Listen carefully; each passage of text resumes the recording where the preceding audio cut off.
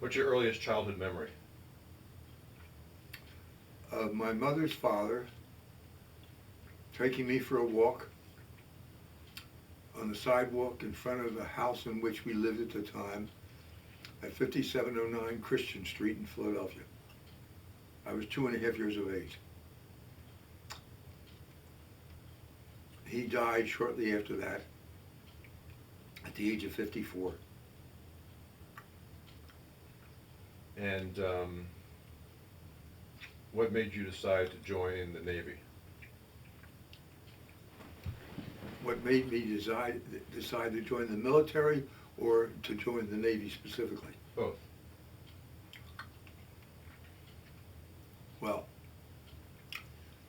I was in college at Penn State, and on December 7th, 1941, we were all glued to the radio listening to what was happening in Pearl Harbor. And we realized that this was war and that we were all going to end up in the service. And during that Christmas holiday, most of us in my fraternity, and I guess otherwise at the colleges, inquired, I in Philadelphia at the Widener building, about military service and what organization and so on.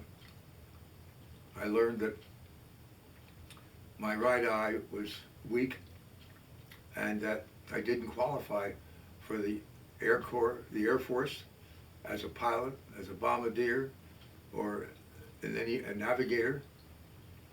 I didn't qualify for the Marines. I didn't qualify for the Coast Guard. I did not want to go into the Army and be drafted because I didn't want to be in the mud, as I always said. I was turned down by the Navy, and one day I was standing looking at the bulletin board in the Widener building at 13th and Chestnut in Philadelphia, wondering where I'm going from here. And from his office, there came a man, a lieutenant commander or something or other, a German name which I can't remember at the moment, and asked me, weren't you looking for a commission?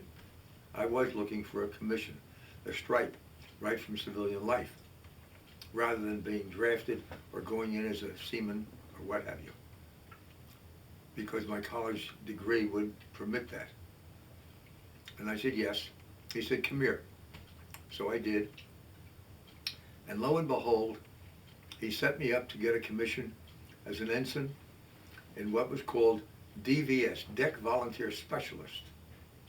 You had to be a specialist to qualify for this.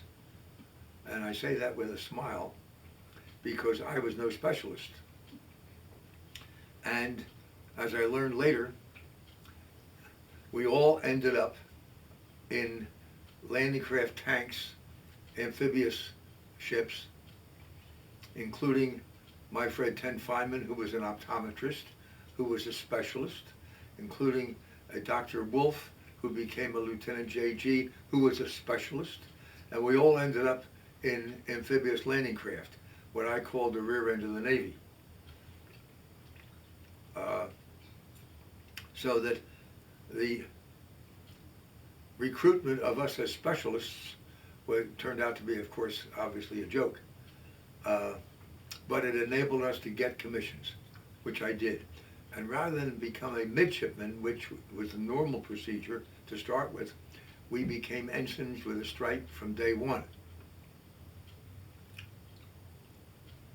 So you were rejected by the Navy, but this officer or somebody, recruiter, bypassed that by This DVS program. But I was rejected by every service, even the Merchant Marine. Because of your eyes? Because of my right eye, yes. And how was it that you were able to still get into the Navy even though you had the bad right eye?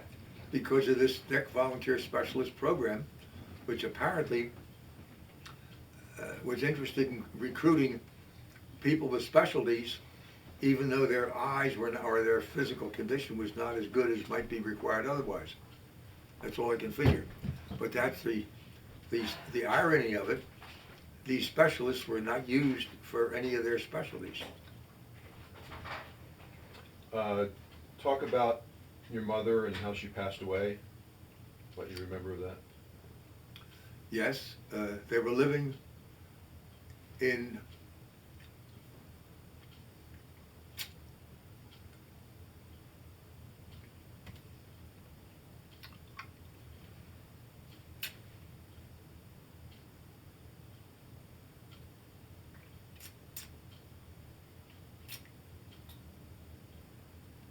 what's the name of where? Rittenhouse Square No. in Philadelphia? Lake Galena area? No, Line Lexington? Line Lexington, thank you. They were living in Line Lexington on a place on Swartley Road, which they had bought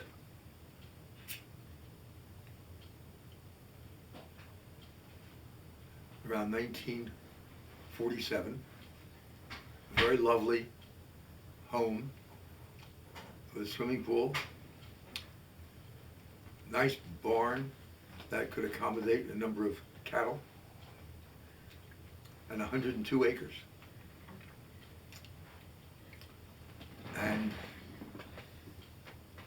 I was living in an apartment at 13th and Spruce on May 7, 1952. I received a telephone call from my brother Nelson to tell me that my mother was not well. It was early in the morning, so I immediately dressed and drove out there, and it turns out that my mother was lying on the couch in the living room, having passed away. And what I was informed was that when my dad and my brother and my mother had gotten into the automobile to drive into the city as to commute to their work, as was their custom, my mother was sitting in the right front seat of the car and made the statement, I have a terrible headache. And she fell over in the car, apparently dead. Apparently from a massive stroke. Although we never had an autopsy performed because it didn't seem necessary. It could have been a heart attack, but we think it was a massive stroke from the talk about her very severe pain in the head. And my dad and my brother carried her into the living room, put her on the couch, but she was gone. And she was gone before I arrived.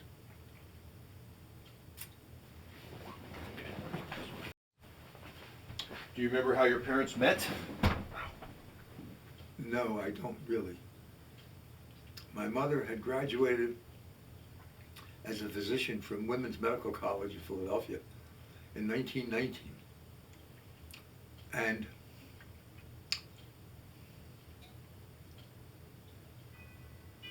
I think my mother and dad were married in that year. But I don't, and it was June 3 was their wedding date. But I don't remember for certain. I think it was 1919 when she graduated and they were married. Where and how they met and when, I don't remember. My mother was born in 1894. Her parents were Harry and Pauline Halberstadt. That's Halberstadt.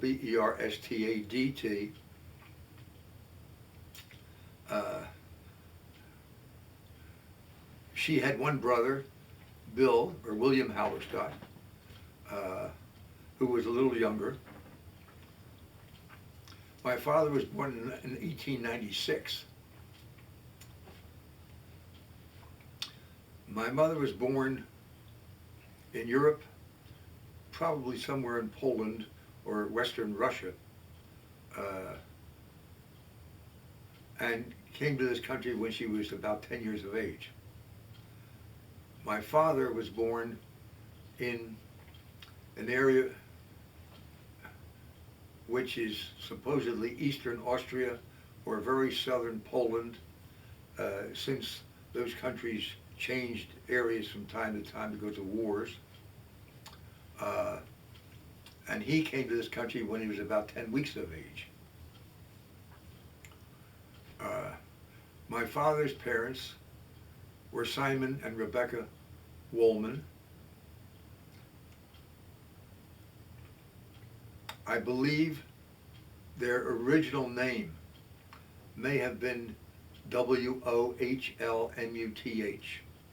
And I guess when they arrived in this country, the immigration people were not able to understand what my grandparents were saying, so they put it down as Woolman. With Ellis, where they were at Ellis Island. I assume it was Ellis Island. I do not know where they arrived exactly, but that's my assumption. My dad had three brothers, the oldest of which was Leon, the second oldest of which was Joe, and the third oldest of which was Sam. My father was the youngest of the four. They all became Americanized very quickly, and they all lived. My dad's family lived at 5826 Cedar Avenue in West Philadelphia. My mother's family lived at 5709 Christian Street, also in West Philadelphia, which is 3 or 4 blocks from the Cedar Avenue address of my dad's parents. My earlier reference to my grandfather Halberstadt taking me for a walk in 1924 was from the 5709 Christian Street address.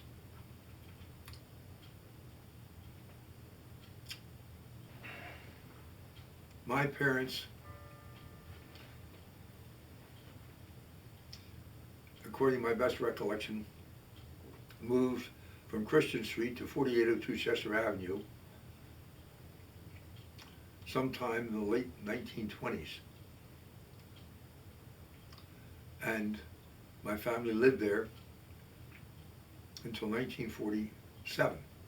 However,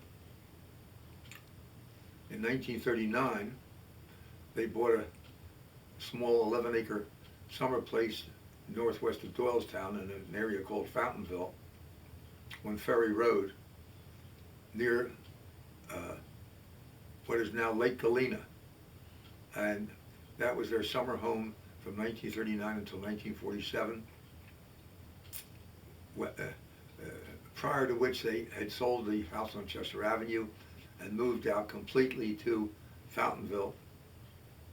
But in 1947, they then bought the place in Line Lexington that I referred to earlier, and sold the place in Fountainville, which eventually became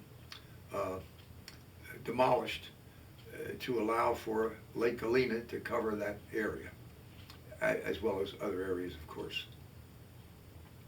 So part of all of the farm was flooded with the lake? I would say, when you say part, maybe all of it, because the 11-acre property, which fronted on Creek Road in Ferryville,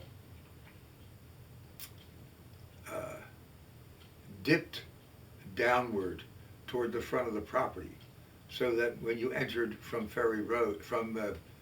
Creek Road, you were going down slightly to a stream, which was a branch of the Perkiomen Creek. And then from the stream, the land moved upward to where the house was, and then upward beyond that. So I have a feeling that the new present Lake Galena covers the entire front part of the farm, of the property, and it covers where the house was and where the barn was. Whether it covers all the way to the rear of the property or not, I don't know. So once that area was flooded and the lake was made, you had your fish delivered right to your door? That's right, that's right. Bones and all.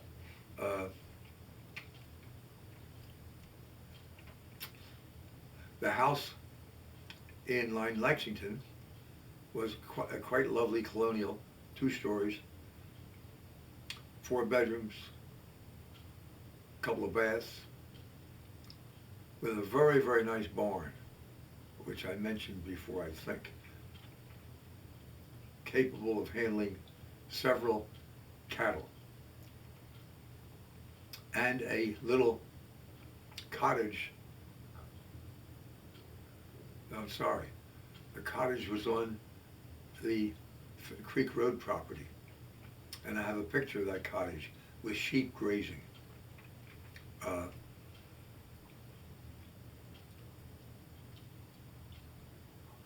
The Line Lexington property was much more gracious, whereas the Creek Road property was much more modest.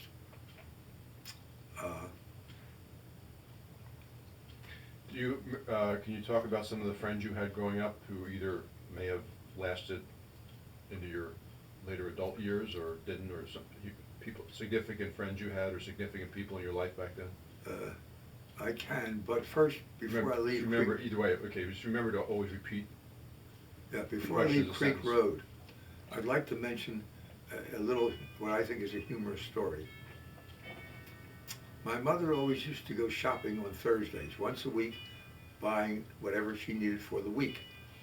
And as a physician, she not only had a private practice when we lived in West Philadelphia, but she also was a physician with the Board of Education in Philadelphia. She took care of the women's venereal disease side, and a Dr. Clark, a man, took care of the male venereal disease problems among students in the schools. And as Mom falls asleep, I can't blame her. At any rate, my mother used to come home with stories about her experiences during the day at the school district headquarters. And on one occasion, she mentioned that she had seen this young girl who apparently had come in to be tested for venereal disease, and she asked the young girl to go to the ladies' room and bring back a urine sample. And she gave the young girl a beaker, or the equivalent, and when the young girl came back, my mother noticed that the liquid in the beaker was very, very colorless. And she asked the young girl about it and asked her how she had obtained the specimen. And the young girl said, well, I sat on the toilet and I urinated, and then I dipped the beaker into the toilet, and that's the specimen. Another story that she told was about another young girl who not only came in for a venereal disease checkup, but also apparently was pregnant. And my mother was a rather compassionate person, and she was concerned. She asked the young girl, she said, how in the world could you let this happen? And the young girl's answer was, I was just being friendly. So those were a couple of the stories I remember. Then I mentioned my mother liked to go shopping on Thursdays, and she liked to go from the farm in Line Lexington or in Doylestown, Ferryville, down to a place known as Marshall Street, where it intersected with Girard Avenue in Philadelphia, around 7th or 8th in Girard. And there were a lot of stores there, a lot of food stores. There were live chicken stores and all kinds of food suppliers, retail. And one day she was in a chicken store, toward the rear of the store, talking to one of the men salesmen, arranging to get a chicken. And I must have been about 16 or 17, and I was watching a certain cage, like a chicken cage in the front of the store, where there was a goat hung up in the cage. And there was another workman nearby, and I asked him, what's with the goat? He said, well, he said, yeah, it's a goat. He said, it's a female. We just milked her this morning.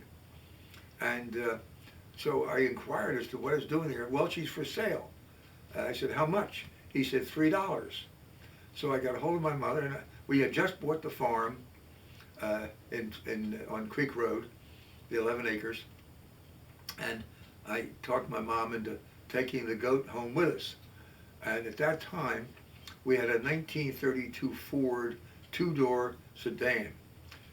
We were in between regular cars because a Packard that we had collapsed, fallen apart, and they were negotiating to buy another car. So this 32 Ford two-door we had picked up temporarily, I think, for a couple of $100, and we were using that. And of course, there was very little space.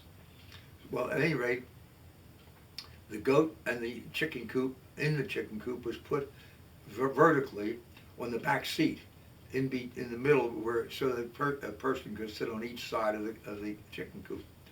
And my mother's supplies for the weeks were bought, and there was a multitude of bags and packages, and we had to stop at a railroad station and pick up two friends of my parents who were coming out to the Creek Road property for the weekend. And lo and behold,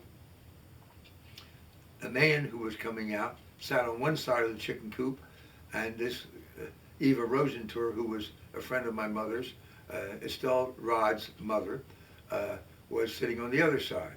And nobody could move. The goat couldn't move in the cage, and neither one of the adults in the back could move, and they had their feet covered with all the packages, and here we are, like the grapes of wrath, going from 7th and Girard out to Ferryville.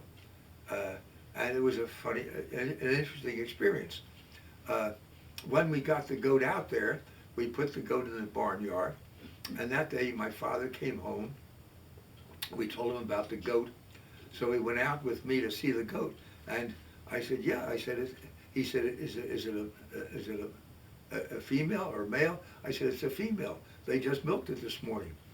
And we went out to the barnyard where the goat was, and my father's looking at the goat. He says, are you sure that's a female? That doesn't look like a female hanging from the rear end. And lo and behold, it turned out to be a male. And of course, I didn't even think to look when the guy told me it had been milked in the morning. So that's the end of that little story. Have you ever heard that one before?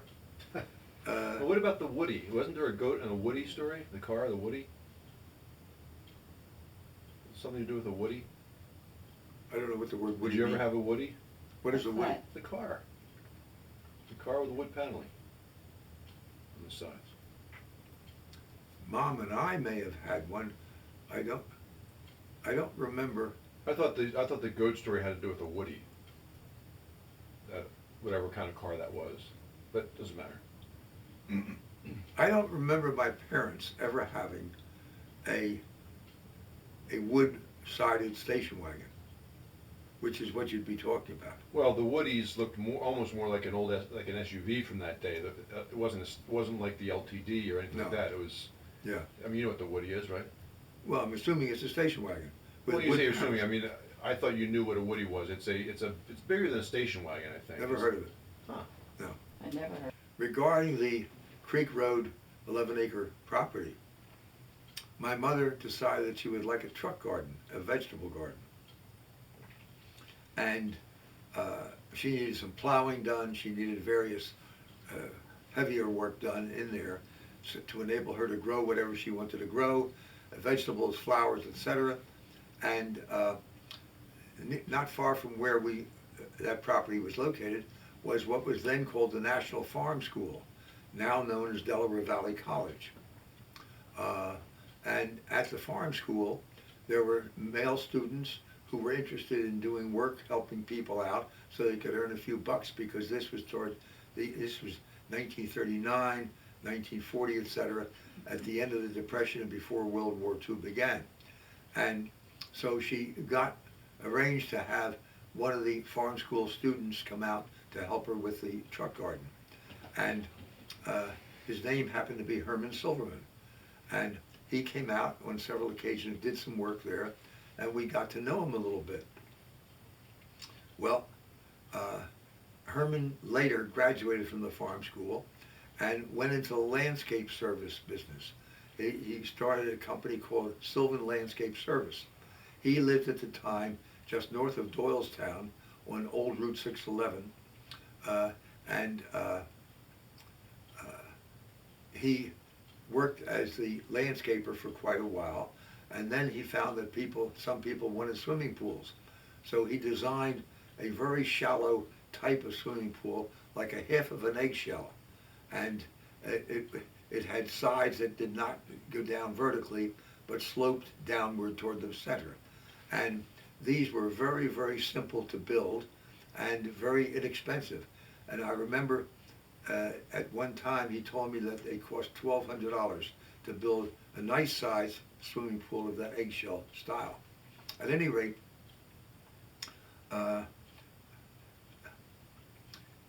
eventually he converted Sylvan Landscape to a company known as Sylvan Pools. And Sylvan Pools became quite successful.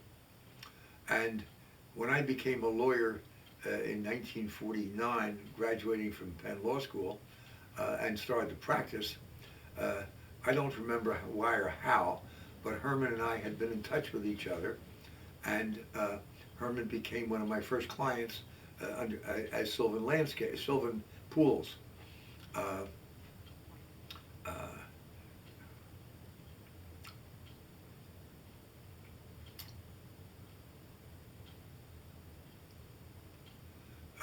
We visited Herman at his home with his wife Ann in the early 1950s. Mom and I were there, and it so happens at the time that another couple were visiting with the Silvermans, and I guess we may have had dinner there at the time. And the other couple were James Michener and his wife.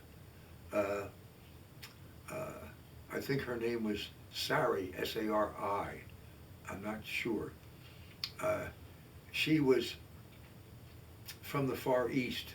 Michener had been married previously and apparently had been divorced, and now has now married Sari, or whatever her name was. Of course, we had a very nice time with the Silvermans and the Micheners, and that was the end of that.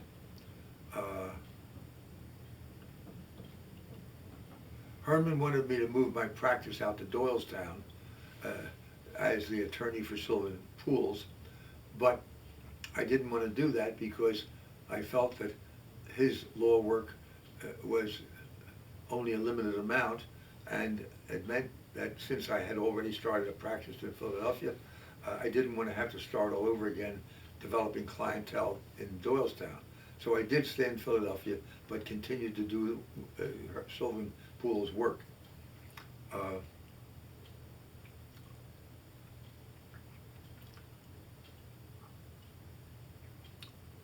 Did you mention how we met? Oh. Repeat.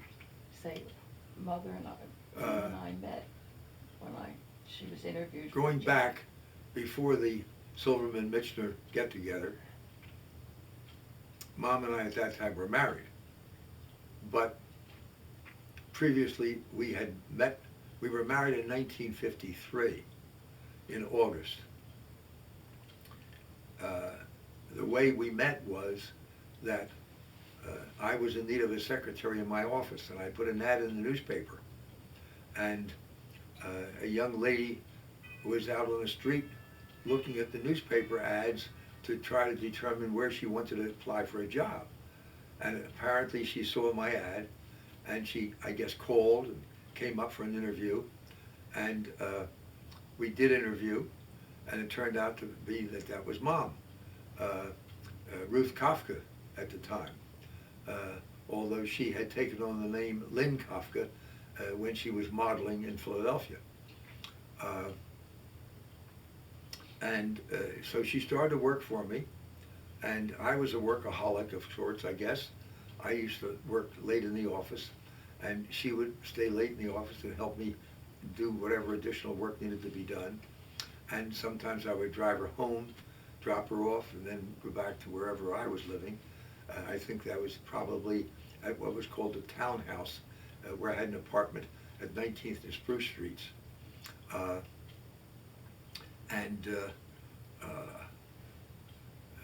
I don't remember how it came about, but we started to date. Maybe we would stop and have dinner on the way home when I was dropping her off or something like that, I don't recall. But we started to date, and after a while, I guess she became frustrated that nothing more, it wasn't going any further than dating. So she decided that she wanted to join National Airlines. And she applied for a position as a stewardess, now known as a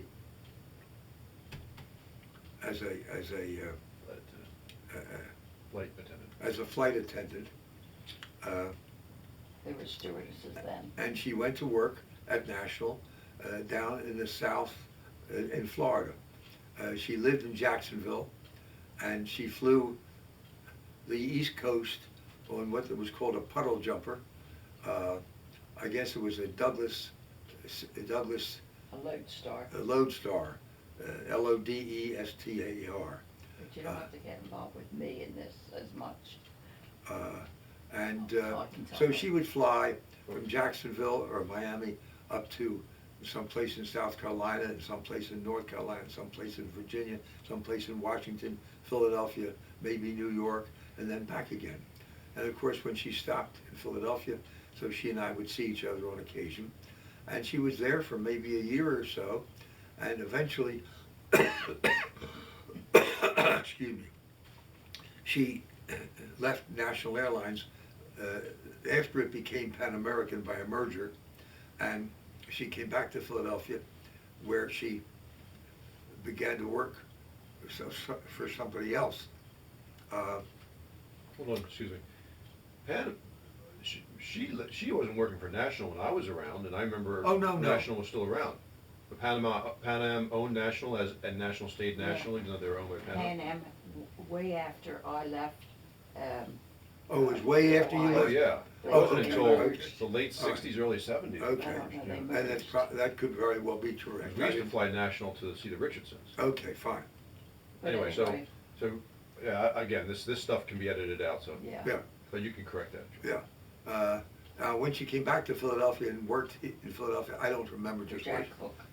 She worked for an Automatic Sprinkler Corporation of America, I think, in the suburban station building, which was managed by a guy by the name of Jack Cook. She and I became friendly with Jack and his wife, or mostly Mom did. I can tell that part. And We both can, Mom. and Okay. eventually, we continued to date, and eventually we decided to get married. And that was August 9 of 1953, as I said. And I guess this coming August of 2013, we'll be hopefully celebrating our 60th wedding anniversary. When she was a stewardess, she became friendly with a couple. The man was a pilot, and the woman was a stewardess. His name was John Richardson, her name was Betty whatever, and eventually Betty and John were married, and after they were married, they remained friends with Mom, and when Mom and I were getting together, we became friendly with the Richardsons. We both became friendly, and they used to come up to visit us, and we used to go down to visit them in, I guess it was Vero Beach, Florida. Jacksonville initially. Jacksonville initially, and then eventually Vero Beach. Jacksonville, then Miami, then Vero Beach. Could be, yeah. Yeah, Carl Gables. Yeah, Jacksonville, Miami, Coral Gables, Virginia Beach, Vero Beach, and so on. And I might add this, in all deference to this biographical sketch, Rich and I became very, very close friends. And to this day, both Mom and I miss him very much. He became ill and died in his 60s of some respiratory infection as a result of his cleaning up a bathroom for his wife Betty and using some kind of a solvent or something that invaded his lungs and caused this respiratory problem from which he died. I believe he mixed ammonia and bleach. That That's could right. very well be, mixing And ammonia inhaled and the bleach. fumes. And we, Dissolved the to this fumes. day, we think of him a lot and miss him a lot. And he was a very different guy. He was very aware. He was the first pilot whose plane had been I'm trying to think of the word, whose plane had been taken over by some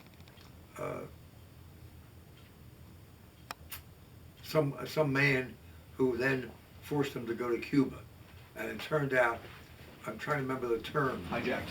It turned out that Rich, we called John Richardson Rich, and he was the first pilot, and his plane was the first one to be hijacked at the time, following which there were numerous other hijackings at various other parts of the world. At any rate, maybe because of that hijacking, I don't know, but Rich was a very conservative thinking person. And of course, I was very moderate or liberal. And he and I used to have lots of discussions. And he was so, I guess, almost paranoid about the fact that the Cuban people were starting to emigrate to the United States. And he was concerned that they were settling in Miami and that they were going to be taking over. It turns out, of course, that they were very responsible people, very industrious, and became first-class citizens. But at the time, that was not apparent to Rich.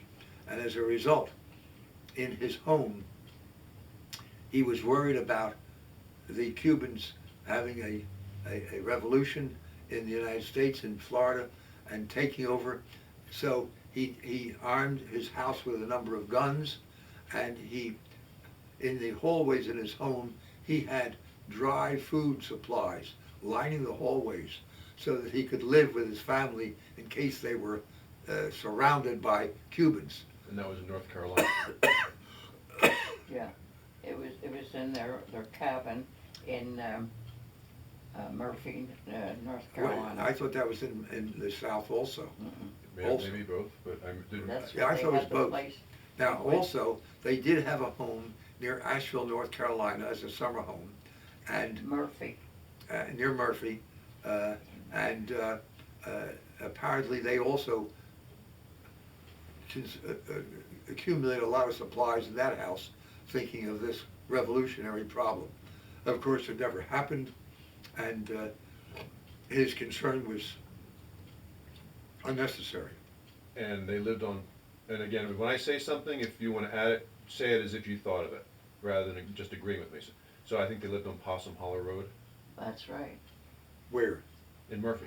Oh, that could be. So And that's why they got the home. Apparently, so that they the would address protect. in Murphy was on Possum Hollow Road, I think it was Possum Holler, Mhm. Possum Holler, Holler Road, could be, AR. Hollow, AR. Was it Hollow or Holler? hollow, Possum Hollow. Well, vernacularly, it might have been Possum Holler, but if it would be Holler. No AR. Do you remember how you proposed to Mom?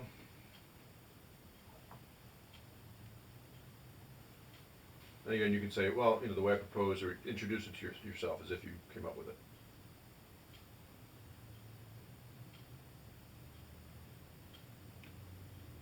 I'm not sure, but I guess I must have been living at. Hold on, you have to introduce it by saying, well, my I'm not recollection. sure.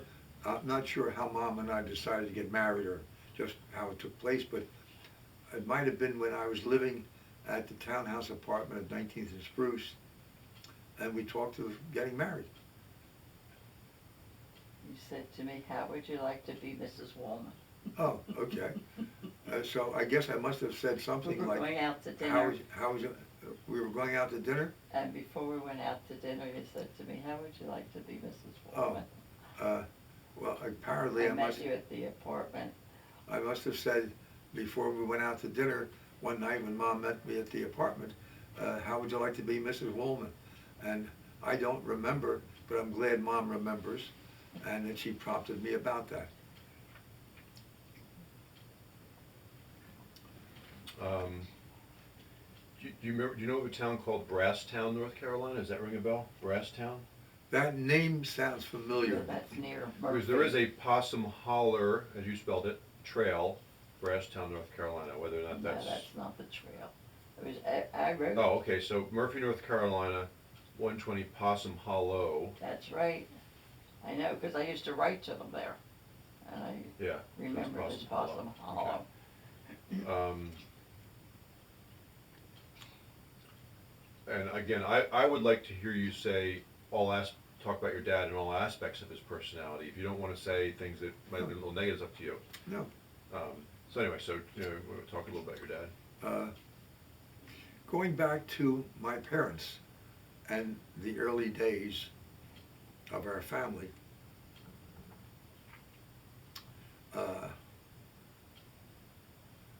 my father and his three brothers were in business together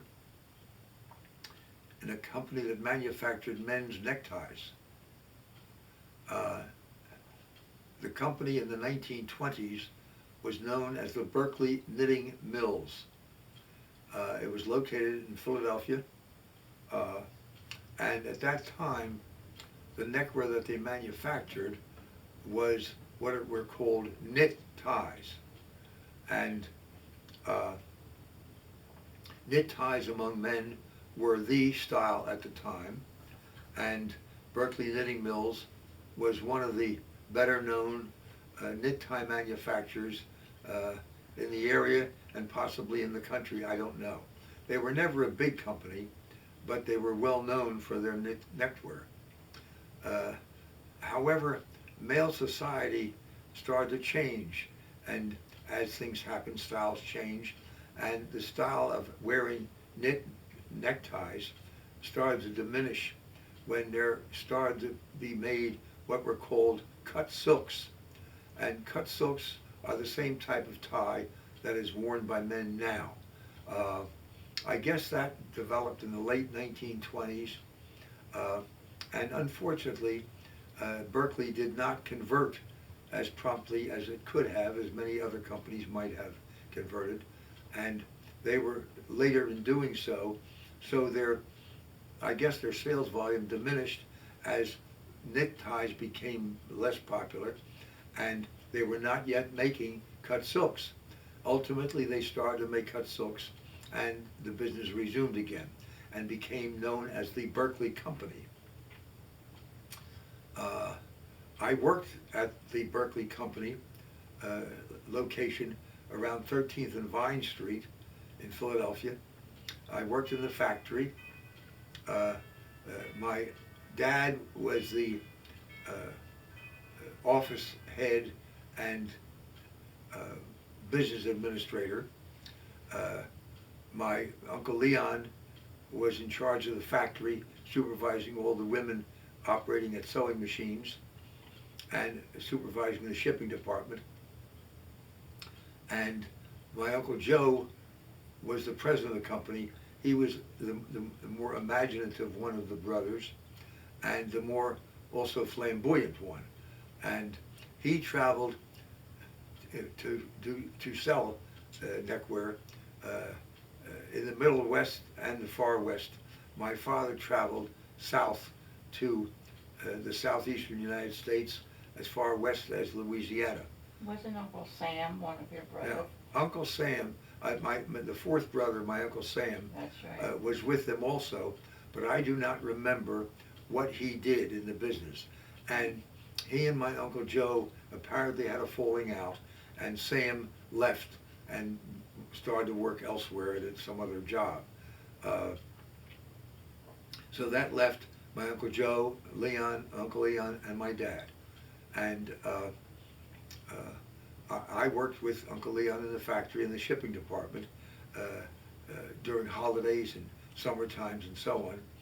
And that was the extent of my experience with that outfit. My dad, I think, retired from there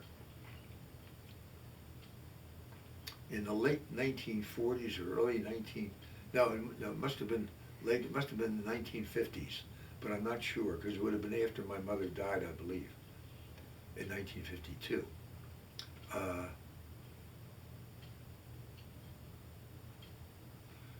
What did your dad do after he left Berkeley? He retired. After my dad left Berkeley, oh yes, at one point, since my Uncle Joe had moved to New York City, and since he was the major domo at Berkeley, he decided to move the Berkeley Company operation to Manhattan. And at that time, one of his daughters, Connie, was married to a man named Herb Aronson, and Herb Aronson had started to work with Berkeley when Berkeley was still in Philadelphia. And since Herb also lived in New York, and Joe was now living in New York. The company moved to New York, and my father went up there a little bit, but decided that that wasn't for him, and that's when he left Berkeley and retired. Do you remember how old he was?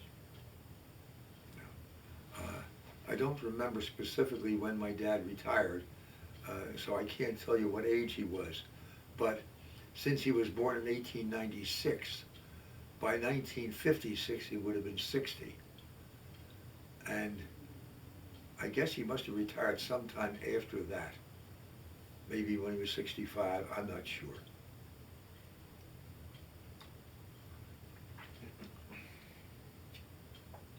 Then, I'm trying to think about, when your dad, after your mother died, when he met Tilly and they got married. Yeah. Is that important enough? Anything, yeah. It's not matter what's important, it's just about life. Yeah. After my mother died in 1952,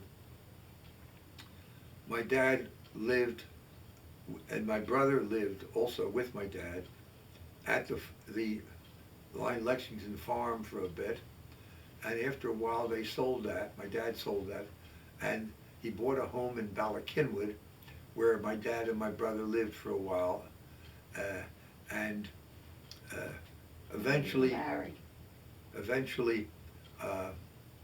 matter of fact, that house in Ballackinwood was where Mom and I were married, in the living room there.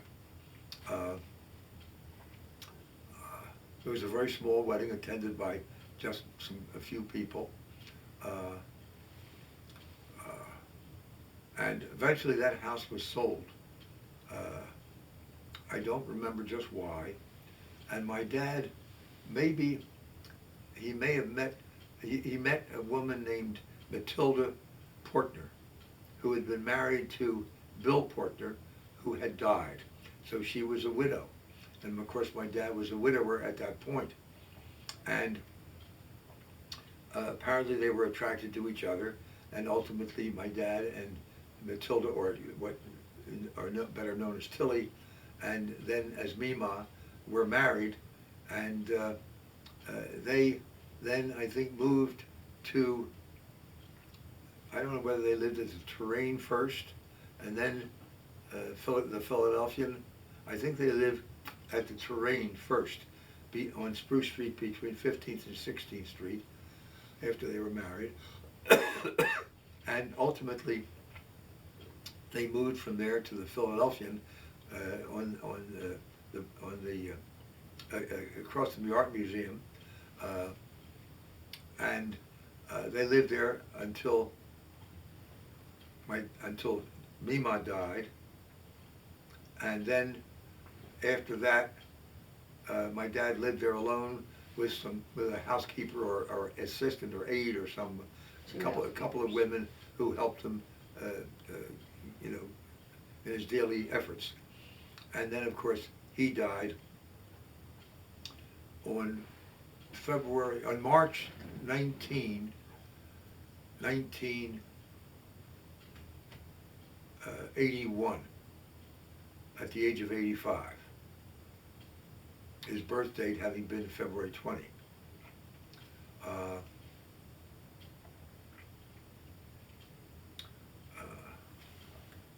His health had deteriorated consistently after Mima died, and ultimately he just collapsed. I remember getting a call from one of the lady aides who were helping him, and I went over there, and he was just on the floor, and they were trying to resuscitate him, but they couldn't do so. So apparently he had a heart attack or a stroke or whatever it was that caused his death.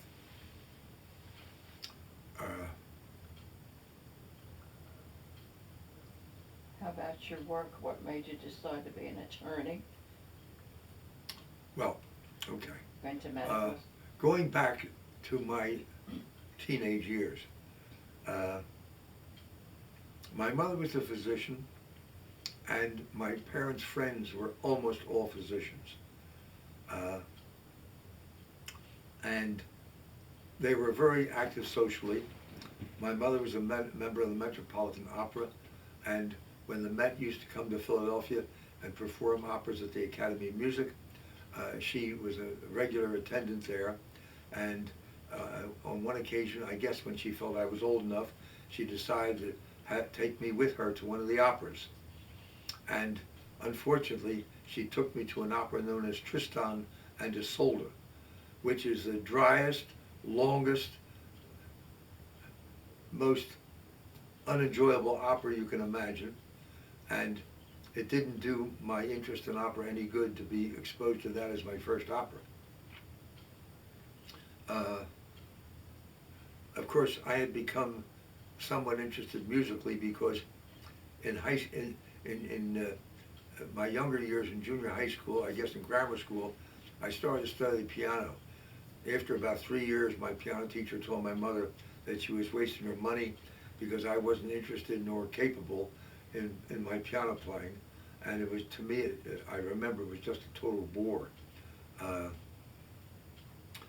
I used to practice on the second, we had, at Chester Avenue, we had my mother's private practice was in the front living room area, which was then an office and waiting room, and their living room was on the second floor rear room, which would have been a bedroom otherwise. And I remember that's where the piano was, and that's where I had to do my practicing. And they had a lot of friends over a lot of times, and they played a lot of bridge, and there was almost always a card table left open in the second floor rear living room, and it would be near my piano stool. So I would be practicing with one hand or the other, and leaning back and reading the newspaper on the card table at the same time. So I was sort of cheating.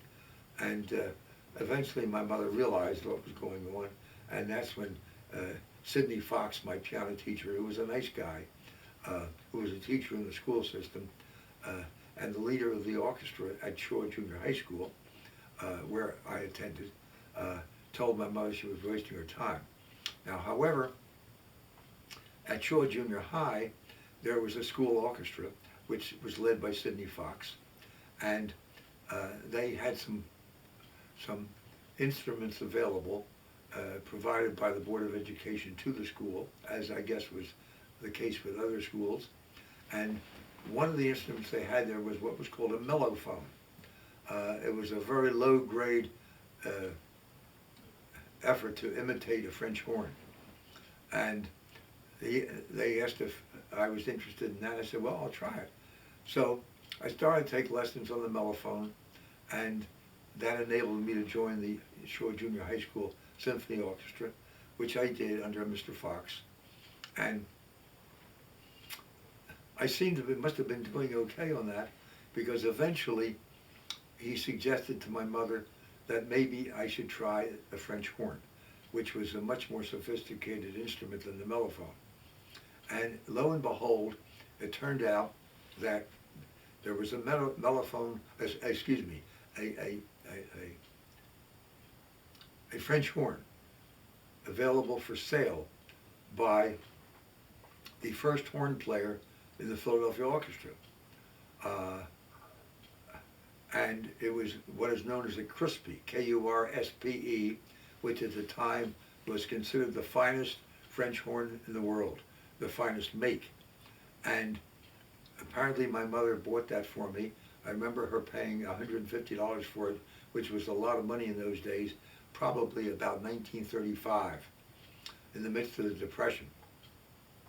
And I did start to play that, continued to take lessons, and enjoyed it. And when I went to high school, which was at Central High at Broad and Green in Philadelphia, I was playing the French horn. I played in the Central High School football marching band, and I played in the Central High School Symphony Orchestra. And at the time, I apparently did well enough that I was invited by an English teacher at Central High by the name of Elliot Lester, who conducted a radio program on the side, to solo on his radio program, which I did. And as a matter of fact, there was what was known then as the All Philadelphia High School Orchestra, which I was selected to become a member of, apparently because I played the French horn well enough to warrant that invitation. And we did play together. I also played in what was called the Philadelphia Youth Orchestra, which was sponsored by the Philadelphia Orchestra, but which was composed of a lot of young student players. And I remember the leader was a man by the name of Sylvan Levin, and we practiced at a library area at 40th and Chestnut Street in Philadelphia. I enjoyed the French horn. After graduating from high school, when I matriculated at Penn State, I continued to play the French horn in both the Penn State football marching band and the Penn State Symphony Orchestra.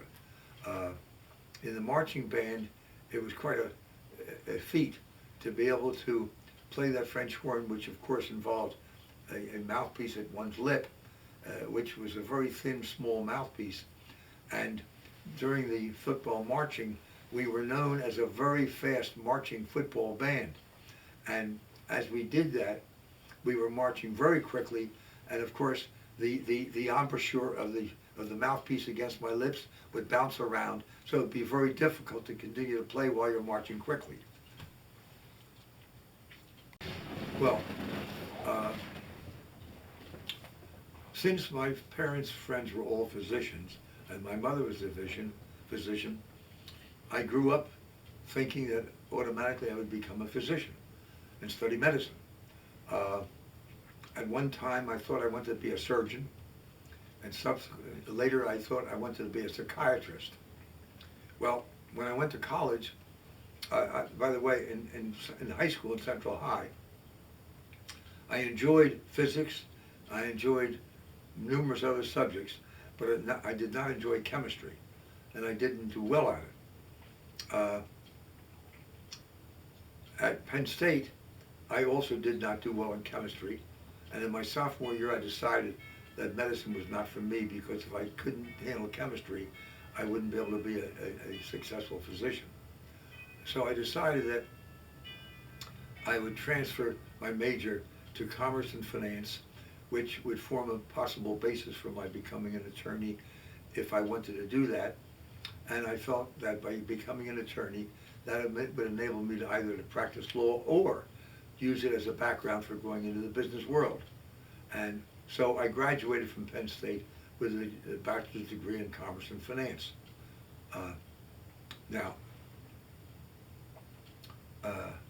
Of course, I graduated in May of 1942, and as I said earlier, in December, during Christmas holidays, we were attempting to get some sort of enlistment in the military service, and I mentioned the situation where this gentleman, a lieutenant commander with whom I talked earlier, found me looking at a bulletin board. That was in June of 1942, maybe late May, and so as a result of his finding me at the bulletin board and calling me back in and my getting that commission, I was sworn in on June 27, I believe it was, of 1942 in Philadelphia, and I was in uniform as an ensign, but with no assignment until I was directed to report on July 27 to Chicago at a building which had been a women's athletic club. This was at Chicago Avenue and Michigan Boulevard, and the building was known formerly as the Tower Athletic Club, a women's club, and of course it now became known as Tower Hall. And there were 1,200 of us there. I think it was about a 12 or 20-story building, I don't remember exactly. And there were, of course, numerous rooms on each floor. Each room accommodated about 12 of us students, because there were possibly 6 double-decker bunks in each room. And I remember in my room there was a man by the name of Charles Hamaker from Lancaster, who was an optometrist, And as you remember, I said we were all deck volunteer specialists. Here was an optometrist, a specialist, who ended up, of course, in the landing craft field. At any rate, down the hall from us was another young naval officer, an ensign just as we were, and his name happened to be John F. Kennedy. And we had liberty every afternoon from 4 o'clock until 7, when we had to come back and do our studies for our courses the next day. Well, every day from 4 o'clock till 7, Jack Kennedy was gone, and we had liberty from 12 o'clock Saturday until 7 p.m. on Sunday, and every weekend he was gone. And his reputation as a ladies' man began back in July and August of 1942, and I don't need to go into any more detail about his activities. One thing I do remember about that occasion was Chicago was very hospitable to the service people, and the public transportation system, buses and trains and whatnot, were such that service people were allowed to go on them without paying anything, which was wonderful. But I remember one time I took a cab, and the cab driver wouldn't take any money from me. And I don't know whether that was a regulation that was instilled by the cab company or not, or whether that was just that cab driver. But I was very impressed with that. And of course it was very gratifying and very, very pleasant.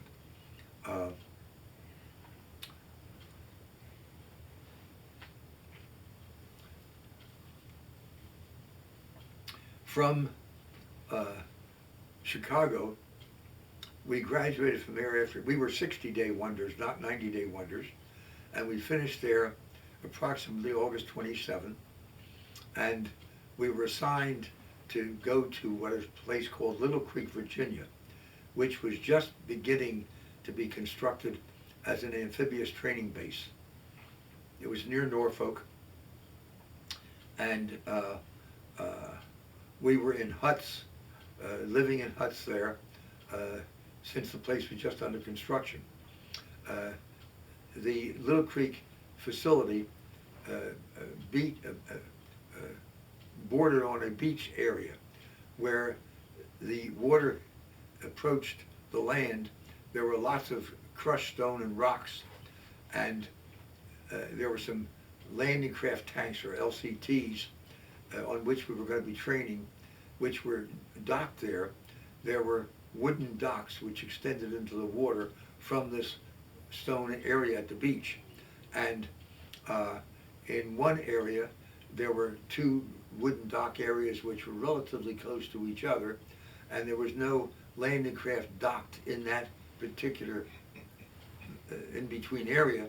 And instead there was a 2x12 board extending over the rocks in the water, based with each end being secured to one of those wooden pier areas. And along this 2x12 were a number of holes overlooking the water and the rocks. And that was our outhouse in open daylight, because they had not yet built outhouses or facilities in the cabins. We were there in Little Creek from, I guess, early September until possibly January or February of 1942. No, I'm sorry, 1943. And at that point, we were assigned to go up to Long Beach, New York, Long Beach, Long Island, New York, where we were billeted at the Long Beach Beach Club, a very, very nice hotel. And we were there awaiting a ship to go overseas. We were there for 4 months. And maybe my dates are a little wrong, because if they were there for 4 months, and we went overseas in March of 43. We must have gone up there in November, I guess, of 42. At any rate, we were completely at liberty during those 4 months in Long Beach, and we, did what we wanted to do in New York City. I might add that one of the things I was doing was dating a girl who lived in Forest Hills, who had been a friend of mine at college. She was 1 year behind me, and so when I finished in May of 42, she didn't finish until sometime after that, and then the accelerated college program had started, so that I gather she must have graduated possibly in the very end of 42 or early 43, so that she was back living with her parents at their apartment in Forest Hills. And she and I dated extensively at that time, as we had done in college. And I remember when we left to go overseas in March, I was a big romanticist. I arranged for a local florist to send a bouquet of flowers to her at her parents' apartment every Saturday night, so that anybody else she might have been dating when I was away would be observing these flowers and would wonder how they got there, and that might discourage her from dating somebody else, which was a silly move, of course.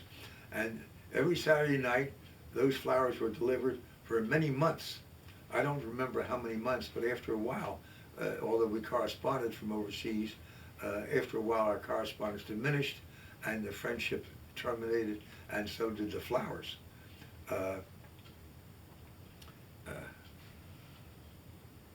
At any rate, we left New York Harbor on a Friday morning.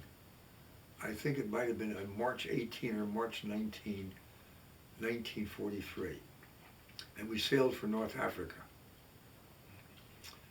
We sailed on what was known as an LST, a landing ship tanks, a 327-foot flat-bottom amphibious vessel, on top of which was my LCT.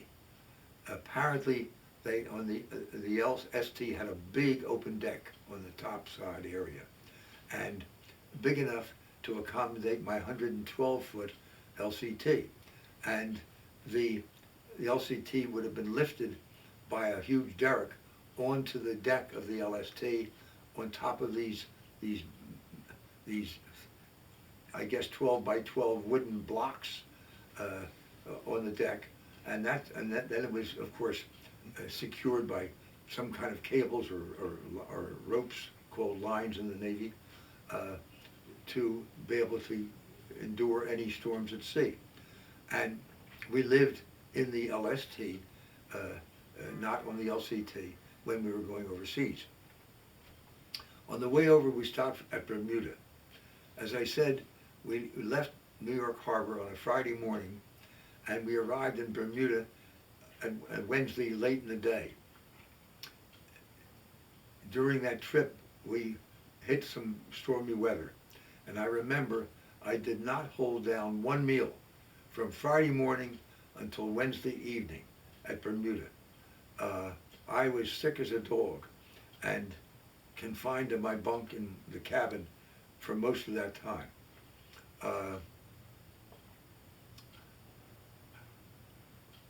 When we spent 3 days in Bermuda and had a very pleasant time there. And then from there we left and went and sailed to North Africa. Our arrival port in North Africa rather, was a little village called Arzew, A-R-Z-E-W. And that was a little bit east of Oran. Oran was in Algeria, a major city, near the city of Algiers. And I remember we landed there I guess sometime in April. It must have taken us 2 or 3 weeks to get over to Africa altogether, including a stop at Bermuda.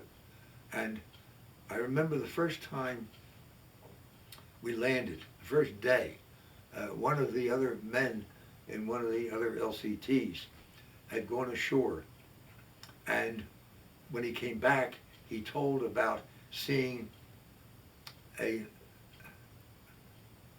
American military man, either a soldier or a sailor, who was found in the street of our zoo with his testicles sewed in his mouth, literally sewed in his mouth. And of course he was dead. And apparently we learned that that had been his punishment for having followed an Arab woman when he was on liberty.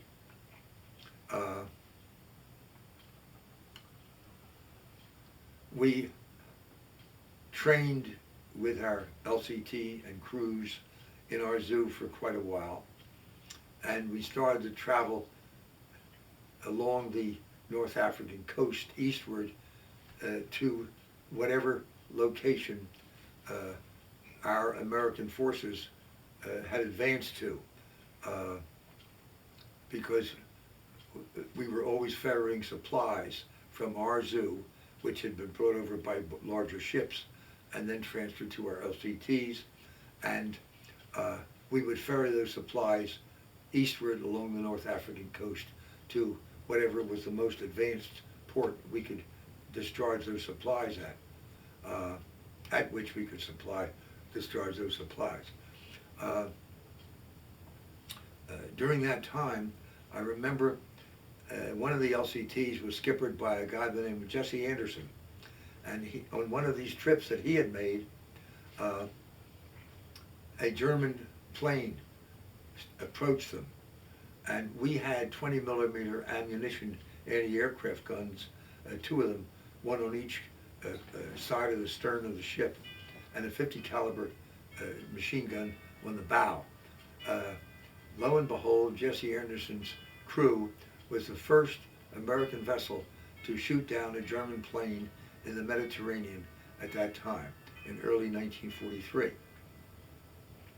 At any rate, eventually we were assigned to move eastward, and generally speaking, we traveled alone, one LCT at a time, because the Germans were still very active in Africa,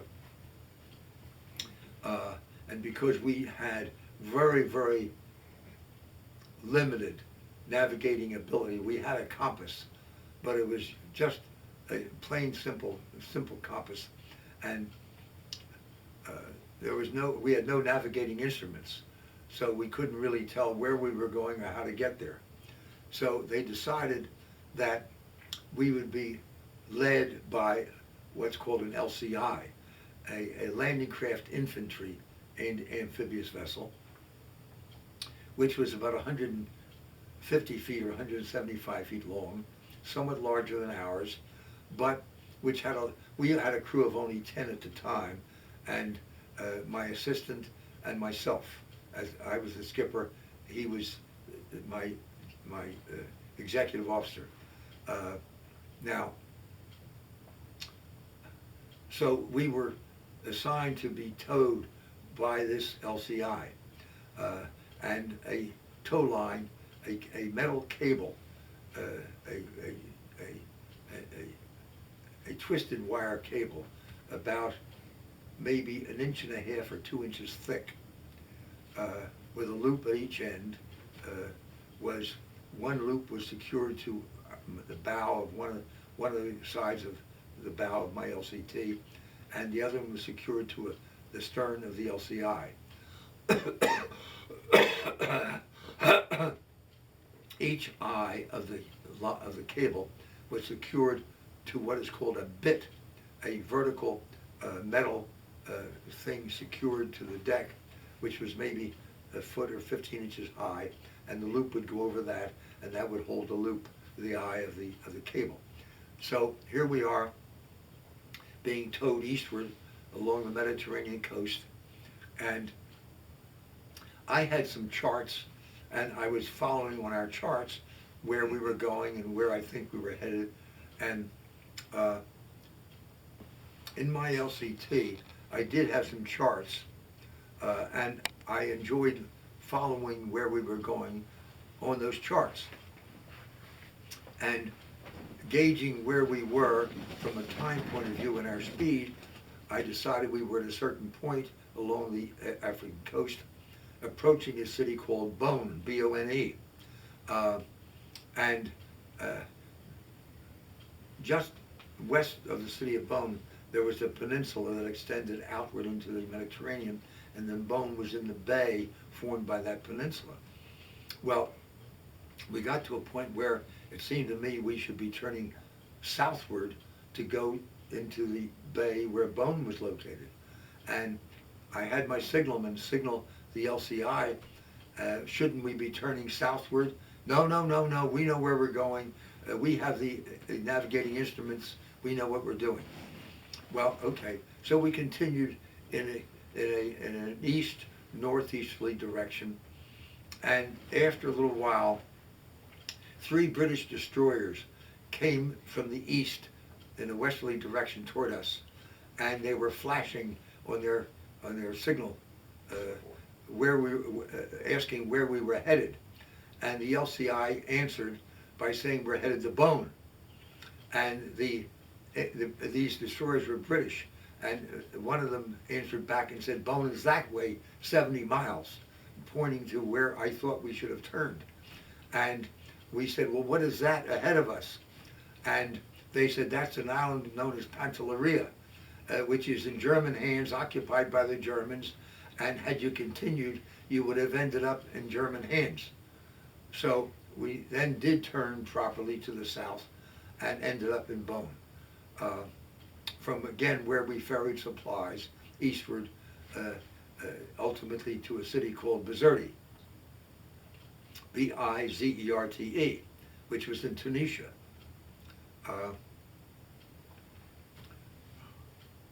And we were stationed in Bizerte, south of the city of Bizerte. There's a channel that runs from the Mediterranean southward through the city of Bizerte, where of course all the ships come in, to an area south of the city, oh maybe 3 or 4 miles or 5 miles, to a lake called La Goulette, L-A-G-O-U-L-E-T-T-E. And for a while we were anchored in La Goulette. I remember there were air raids very frequently from the German planes. And I remember I have a picture of one of the air raids where all the ships that were anchored in La Goulette, there were many of them in addition to ours, they were all firing anti-aircraft guns. And the anti-aircraft shells had what are called tracer bullets, which would light up as they're going up into the sky, so that the gunner could see just exactly where his tracers and other bullets, other shells were being directed. And it's quite an impressive picture, because you can see the multitude of all these tracers, paths of shells from all these ships going up. And there must be 50 or 100 of these things. And of course there were some ships that were hit, and some, fortunately ours was not.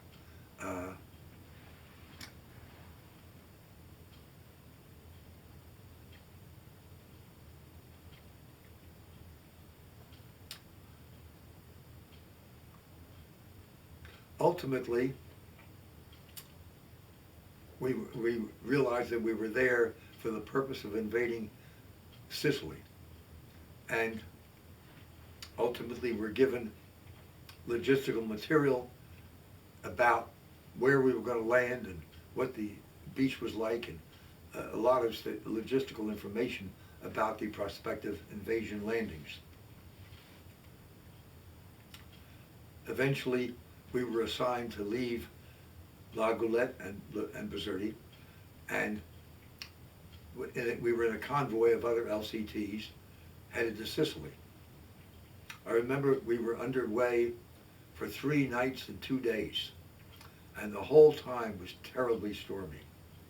And most of us got lost from each other, because we were, at night, you couldn't see, you couldn't have any lights on, and it was, sometimes there was a moon, sometimes not, but generally speaking, invasions were planned on nights when there was no moon, so that our ships would be better camouflaged, better invisible.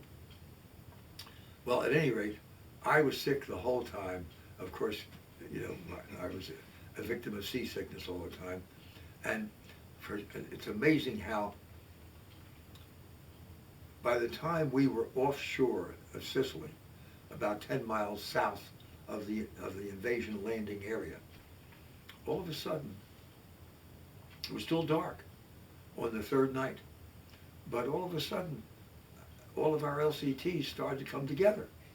And our wave, as it was called, each group of LCTs going in together, one group at a time, they were called different waves, 1st wave, 2nd wave, 3rd wave.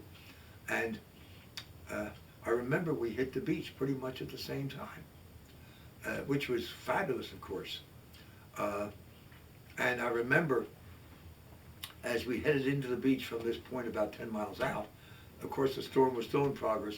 I was going back and forth from the pilot house to the railing on the side, throwing up the whole time, while there were bombs being dropped by the Germans and bombs being dropped by the Americans on the German forces, and all kinds of flares, red and white and green and whatnot. And in the midst of all this, I'm ignoring all that, and I'm just throwing up in between, helping to direct the crew as to where they should be going. There was a lot of military activity, and we hit the beach, and just after we did, we're on the beach discharging our tanks. We would normally carry about 6 Sherman tanks, which were the biggest American tanks that existed. And of course, there would be a crew in each tank. And when we would land, our ramp would go down in the bow, and the tanks would go off into the water and then up to on the beach. Well, while this was going on, with all the firing and bombs and airplanes and signals and all kinds of things, we noticed that there was something approaching in the water, approaching the stern of my LCT. Now, when you hit the beach in an LCT, you hit it in a way whereby the trim of the LCT with a flat bottom is such that the bow is in about 2 feet of water and the stern is maybe 3 or 4 feet of water. So there's a slight trim to the LCT, to the bottom of it. And of course, the trim of most beaches is such that it's more severe. And therefore, you can hit the beach with your bow and your stern is loose. It's not on the sand. But you might swing back and forth in the wind, and you might turn complete sideways up on the beach from the waves forcing you up. And that's called broaching. So you want to avoid that. And at the stern of our LCT was what was called a winch, a big spool of metal cabling with an anchor secured to the to the stern of our LCT. And as you're headed to the beach, in the last few moments of the last maybe 100 feet or 200 feet, as you are about to hit the beach, you release the anchor from the winch, and all the anchor is loosened, and the cable unreels, and the anchor hits the sand, and the claw of the anchor secures in the sand. And the way it's designed, it automatically does that, even though it lands with the teeth up, it turns over, and the claws fit into the sand. And that not only helps you to slow down the LCT, but also the main purpose is that it keeps the LCT straight, perpendicular to the beach, so you don't move sideways and end up being broached. Now, when we're first on the beach, we always take a look at the stern line, the cable, the anchor cable, to make sure that it's taut, because we want to keep the reel on which the cable wire is rolled, want to keep that tight once the anchor drops, so that the cable is tight and holds you firm. Well, we're looking back and we see something coming toward us. It looked like some kind of a water vehicle, and looked like there were people in there, military people, and we couldn't tell who they were, so we thought they must have been Germans from a plane that might have been shot down. So here we are out on the port and starboard quarter, where at the stern where the two machine guns are, two 20 millimeters, and we've got these 20 millimeters aimed and concentrated on this thing coming at us from the stern. And lo and behold, it turned out to be, thank goodness, some American men in a life raft who had been shot down. And fortunately, of course, we learned who they were before we fired any weapons. Fortunately, we of course brought them aboard and made them feel better and so forth. Speaking of the Sicilian invasion,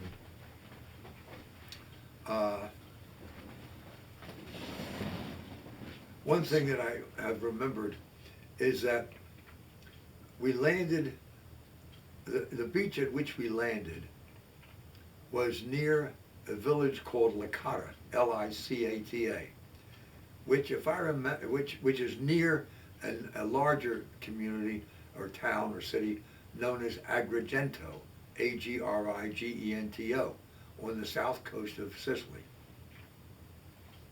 After the beach operation was completed, we then moved into the little harbor at Licata, and we were there for a bit. And I remember one of my men apparently did some fishing and caught a sand shark, and which I was not aware of or familiar with at all. And our cook cooked the sand shark, and it was delicious. I just mentioned it because of the little offbeat situation. Also, I remember at each town or each harbor, after the harbor was in American hands, in Allied hands, the British or the Americans, more likely the British, would designate a British naval officer to be what was called captain of the port. Now, these British naval officers were usually older men in their 50s or 60s. They had been retired naval officers in Britain as British subjects, and were brought back into the military service when the war began by the British. And since these were not really combat functions as captain of the port, they were able to appoint these older retired men who were now back in uniform to be designated in that capacity. Well, at this point my crew consisted of not only the 10 original men, but about 5 or 7 additional men. But in our crew's quarters, we only had bunks for 10 men, plus myself and my executive officer. So we had to have cots out on the deck near the entrance to the living quarters for these extra men to sleep on. And I remember early one morning in the harbor of Licata, we were all sound asleep, and I hear a fuss going on out on the deck near our cabin door.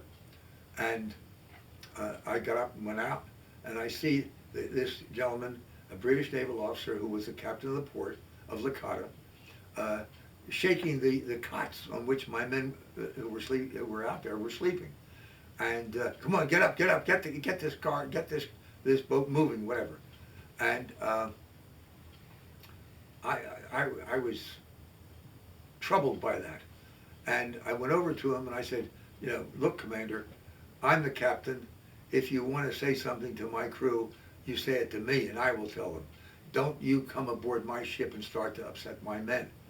And here, I never thought I'd have the guts to do something like that. But lo and behold, it happened sort of automatically without my thinking about it. And this captain, this British officer, just stamped off the ship and went on his way in a huff. But he knew that I was right. So that was a little story about that. Was that, you were talking about,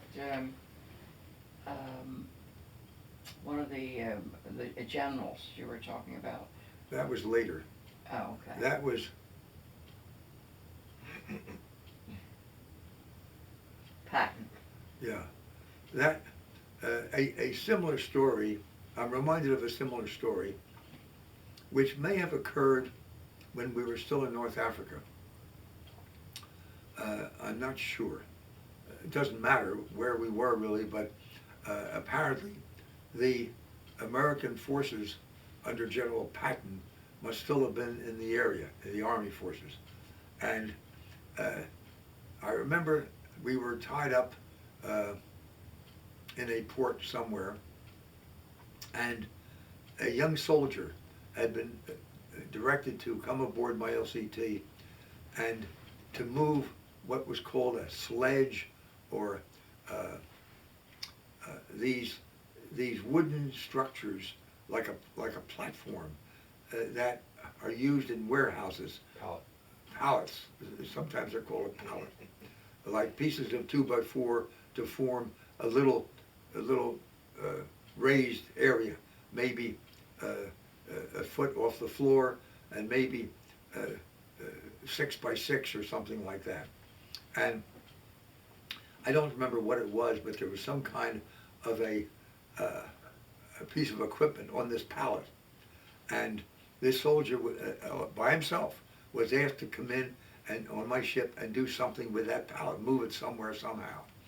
And here he was in there trying to do that on the deck, and in stomped General Patton. And General Patton started to berate the soldier about, you know, let's get this thing going, come on, get on the ball. And when I saw this, I came over to the general. I said, look, General, I said, this is only one man. I said, he can't possibly move this by himself. And with that, General Patton again stomped off with a harumph type of reaction, and that was that. And again, I don't know what led me to react this way on those two occasions, but I guess I hope I was always trying to protect my men. Another story, while we were still in North Africa, on one occasion, our men would have liberty wherever possible, which means the right to go ashore and do as they wanted. There was a young fellow in my crew who started out with us at the age of 17. His last name was Mello, M-E-L-L-O. He had worked, he had quit high school, I guess, and had worked at the torpedo station in New London, Connecticut, apparently. And this guy was a mechanical genius. He could do anything. He was like Mom's brother, Uncle David. And at any rate, one day he apparently was on liberty. And how he got there, I don't know. But he apparently was able to go, we were in Bizerti at the time, and he was able to go southward to an area south of the Bizerti and La Goulette area where there was a German a trash dump, or a German vehicle dump. And as you may gather, when vehicles are captured by one army or another, those vehicles are, and the prisoners are taken prisoner, and the soldiers and the vehicles and equipment are put into dumps. Well, apparently he came back after being at this German vehicle dump. He came back with I don't know how he brought them back, but he came back with a 40 millimeter ammunition case, which is about 15 inches square on the base and the top, and it's about, I guess, about 2.5 feet high. It's like a vertical, square, cylindrical type of box in which 40 millimeter ammunition is stored and transported, such as there would have been another one for our 20 millimeter ones. At any rate, he brought back that millimeter case, and he brought back the transmission from what was called a half track. Now, a half track has wheels in the front and tank tracks in the back, and that's why it's half track. He brought the transmission back from the half track. He brought back some 2x4s, and we had on the LCT what we called a handy billy. It was a little Wisconsin engine, about 3 feet long and about 18 inches high and 18 inches wide, and this was used to pump water, either to pump water into our ballast tanks or to pump water out of our ballast tanks. And so when he brought back all this and got hold of the handy billy, he constructed a facility, and lo and behold, when he was done, we had on this pallet a mechanism that washed clothes with 4 forward gears and a reverse. And of course, prior to that, we had no way of washing clothes except by rubbing them by hand. And now we were living in the lap of luxury with a washing machine.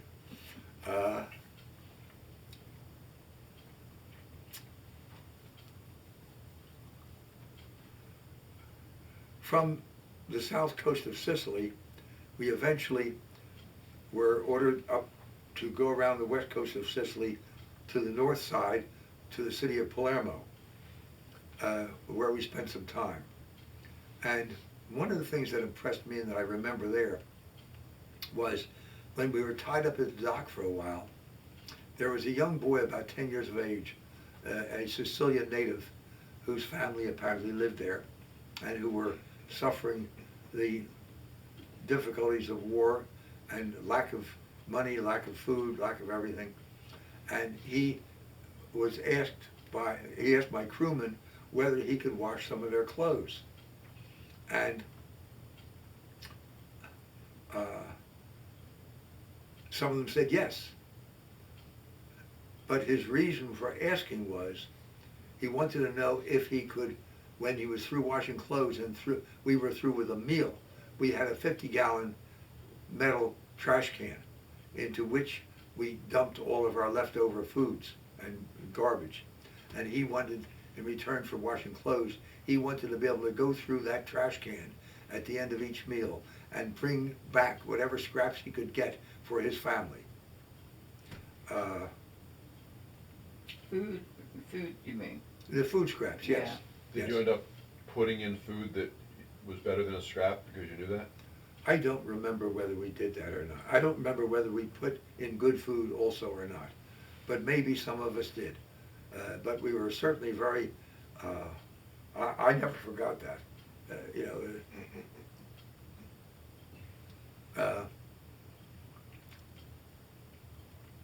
From Palermo, we were ordered to make the invasion of Salerno, which is a bay. The Bay of Salerno is south of Naples and south of a city called Salerno. There's the Bay of Naples, where Naples is, and just south of there is the Bay of Salerno, where Salerno is. And it is a large bay surrounded on the mainland of Italy by some hilly or small mountainous areas. And those mountains or hills overlook the bay. The reason I mention that is because the Germans were well ensconced in those mountainous or hillside areas with heavy artillery. And we later learned that they had learned in advance from some tip that took place in Palermo that we were going to be landing on the beach south of Salerno in that bay, and they were ready for us. And when the American invasion force arrived there, the artillery shelling from those hills or mountains and the bombing from German planes was very, very substantial and constant for days while that invasion plan was going on, while the troops went ashore in the beginning, and then supplies were being provided or transported by the landing craft from ships at anchor in the bay, being transported to the beach. There were a lot of casualties. There were a lot of ships sunk. There was a lot of unfortunate results. And we realized that there was a phrase, something that we saw posted in various places, like in Palermo or Africa or wherever. Tight lips don't sink ships, which meant, of course, that you keep your mouth shut as to any plans that you were aware of when you were talking to anybody. And obviously, somehow or other, from what we gathered, somehow in Palermo, someone had learned of the plans in Salerno and, of course, had alerted the Germans. After Salerno, after the invasion, we went into the port of Salerno, and on one occasion we were tied up at a dock there, and there was an American PT boat, or maybe it was a what's called a MAS boat, an MAS boat, like a PT, but I think it was either maybe some other country, maybe Britain, I'm not sure. And at any rate, that we saw the boat, and we went over and talked to the people on the boat, and we learned that they were going to be going to the island of Capri, which we pronounce as Capri, but in the proper pronunciation, which I've absorbed over the years and which Craig has teased me about, I'm used now to calling it Capri. At any rate, they invited us to go, when I say us, I mean my executive officer and myself, to go on the MAS boat with them to Capri. And when we went, we saw that there was a lady sitting on the open deck in the bow, on the bow. And we learned in talking with her on the way out to the island of Capri that her husband was with the Italian army and was some diplomat, and we had a very interesting conversation. I don't really remember the details, but to me it was interesting that this lady was going to be going there and was married to this apparently a well-known official. When we got to Capri, we did visit, and eventually came back in the MAS boat, on the MAS boat, to Salerno. From there, our LCT moved northward around from the Bay of Salerno, around the peninsula between the Bay of Salerno and the Bay of Naples, passing Positano, which is a lovely, lovely hillside village overlooking the Bay of Salerno. And then we went around the point at the end of the Cape, and as we went eastward again into the Bay of Naples, we passed Sorrento, which is another beautiful community on the north side of that peninsula, just west of Vesuvius. We ended up in the harbor of the city of Naples, and it turned out that our generator on the LCT went out, failed to work, and we needed some spare parts, of which there were none available. And as a result, since our generator didn't work, that meant we had no electricity and nothing with which to operate the engines on the LCT. We had 3 gray marine engines, diesel engines with 3 propellers at the stern, underneath the stern of the LCT.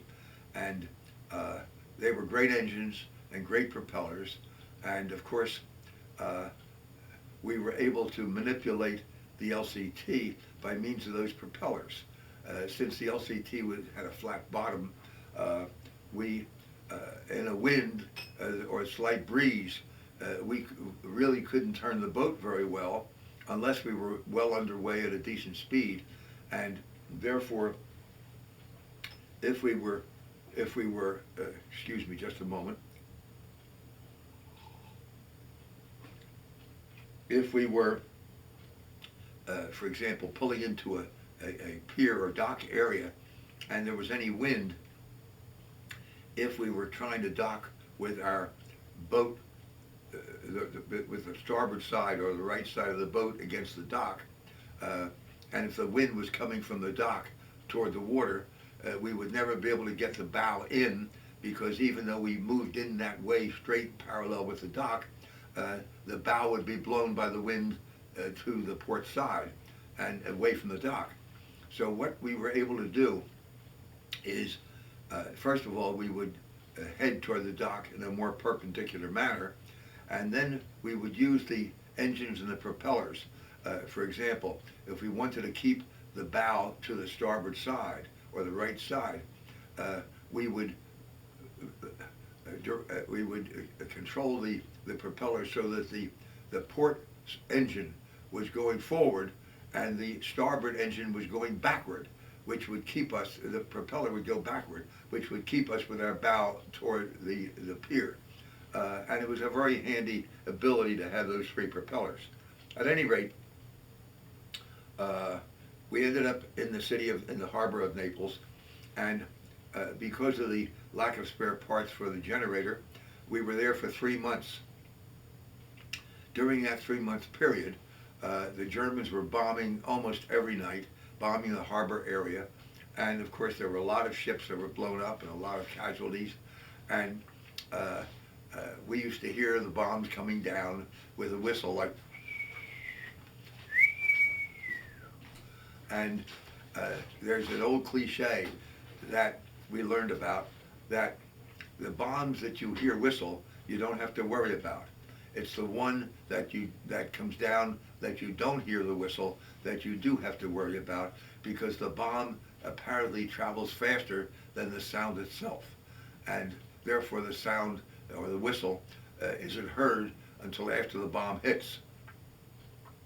At any rate, every night during these bombing raids, we would be up on the deck, the stern deck by the pilot house, and we had 2 20-millimeter ammunition guns, 2 20-millimeter anti-aircraft guns, I should say, and a 50 caliber anti-aircraft gun on the bow. But the main ones were the 20 millimeters on the stern, and we would be firing those whenever we found the opportunity. And of course, whenever we would hear the whistle of a bomb, even though we heard that that wasn't the one to worry about, we would always, as the expression goes, hit the deck. And when you hit the deck, you're either down on your hands and knees, or maybe you're flat on your belly, and there wasn't that much room on the deck by the pilot house where the 20-millimeter guns were, so that when my crew and I and my executive officer were up there and we hit the deck, we were very close to each other. And on one occasion, after the bomb that fell nearby exploded and the sound was done, and we would hear a knock. And we looked around, wondering what it was.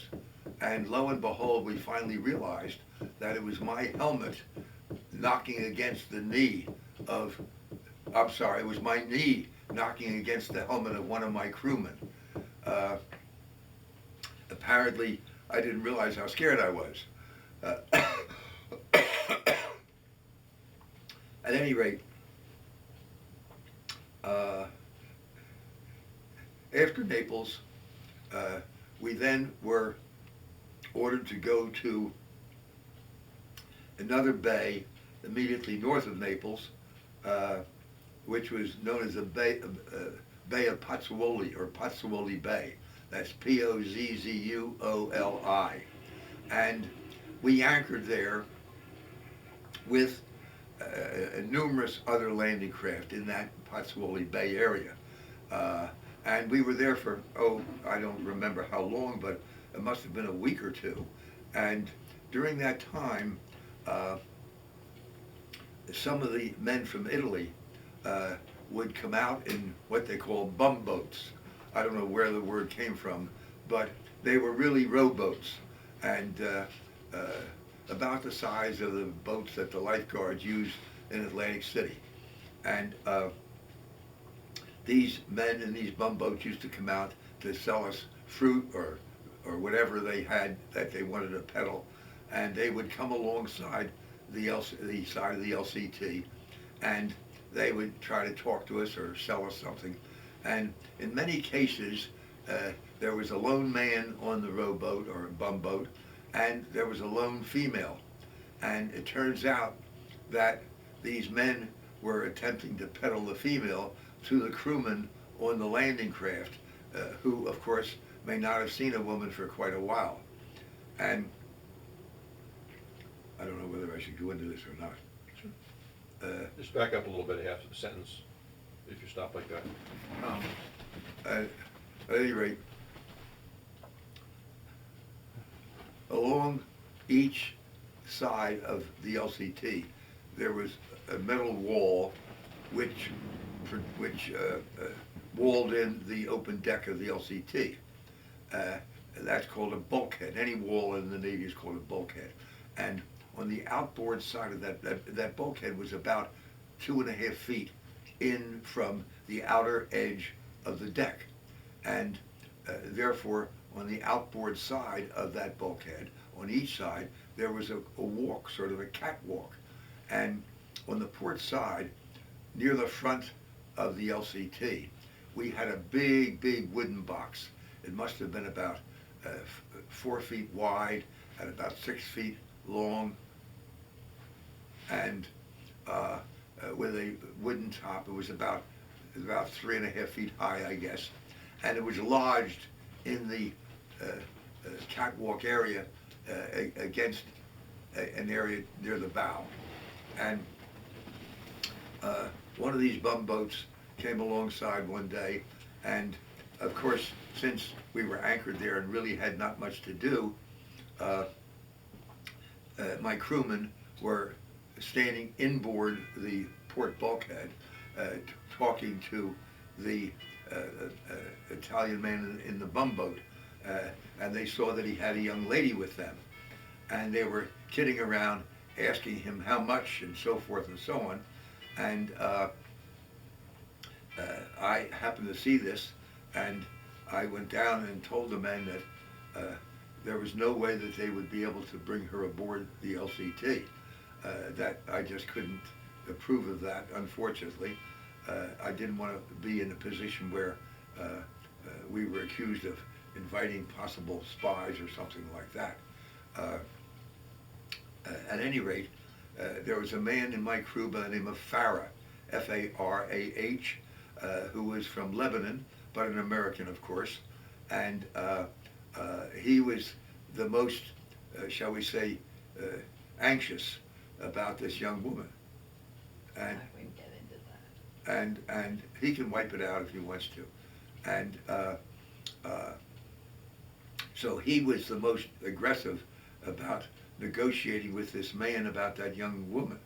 And finally, they made whatever deal they made, and since I would not let them bring her aboard, he jumped over the bulkhead, the port bulkhead, to that catwalk, and brought her on board and put her on that box, and then proceeded to have relations with her, while the entire crew watched and cheered him on.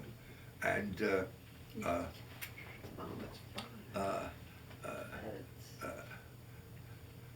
And I might add, as this was going on, I was up by near the pilot house, and I looked around and I saw from some of the other landing craft that were anchored nearby, I saw sailors on the similar pilot house deck area with binoculars watching what was going on. At any rate, from there we were ordered to go to make the invasion of Anzio, and the entire naval force that was going to be there did proceed to Anzio, and Anzio was another major problem with the Germans. The American forces were on the beach at Anzio for approximately 4 months before they were able to gain headway to move inland. And of course, when I say beach area, they might have been able to move inland with the Army forces to a distance of maybe 5 or 10 miles, but not beyond that, so that they had the whole beach, the length of the beach area, as well as that 5 or 10 miles deep into Italy, but couldn't go beyond there. Excuse me, until about 4 months later.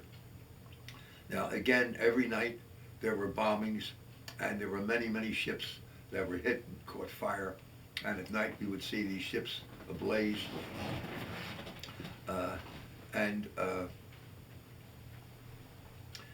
Toward the end of the 4-month period, we were then ordered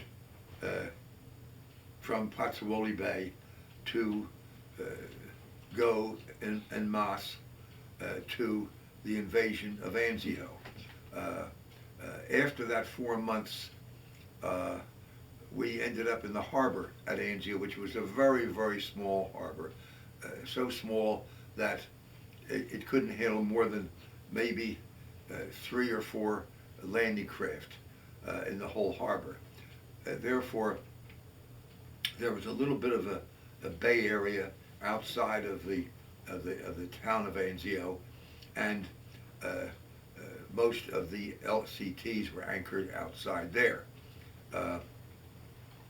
I have something to reveal about something that occurred there. On one occasion, as I said, the bombings did continue on the beach for a long time, and they continued while we were at anchor outside of Anzio. And I don't know just why or how, but there was a line, what you would call a rope, but in the Navy we call it a line, a thick hawser, about maybe 2.5 inches thick of rope, which had an eye on each end, like I described about the trip from going to Bone in North Africa. So the eye at one end of that line was secured to one of our bow bits, which I described earlier, and the other end was tied to the bow bit of another LCT, which apparently had lost its power for some reason or other. And so we were tied together to help that LCT stay at anchor. On one occasion, a bombing started again, and since we were all anchored so close together outside of Anzio, we decided that it was best and safest to pick up anchor and move away. The other LCT to which the bow of my LCT was tied was skippered by a man by the name of Armand Galinski, Galinski. Nice guy, and he and I had become friends. And as we became concerned about this bombing, we started our engines and we lifted off the eye of the rope, and we backed out of the way and went to a place of safety. My point is that what my reason was, maybe protecting my crew and my ship, I just don't know, but we should have towed the Galinsky LCT with us, and I just didn't think about it, neglected to do so, and quite frankly, I have lived with that neglect in my mind for the rest of my life. Nothing happened to Galinsky and his LCT, but I was always aware, ever since then, that I should have helped to get him out of there, and I failed to do so.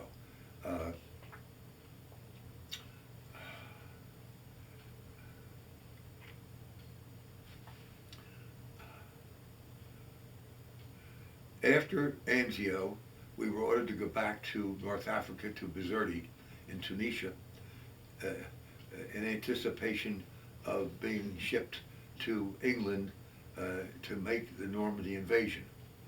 On the way back from Anzio,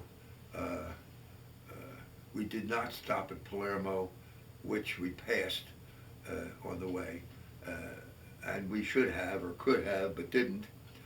There were 4 or 5 LCTs in the group that was going back to North Africa, and during that trip, a very severe storm developed, and the LCTs were being knocked around very, very severely.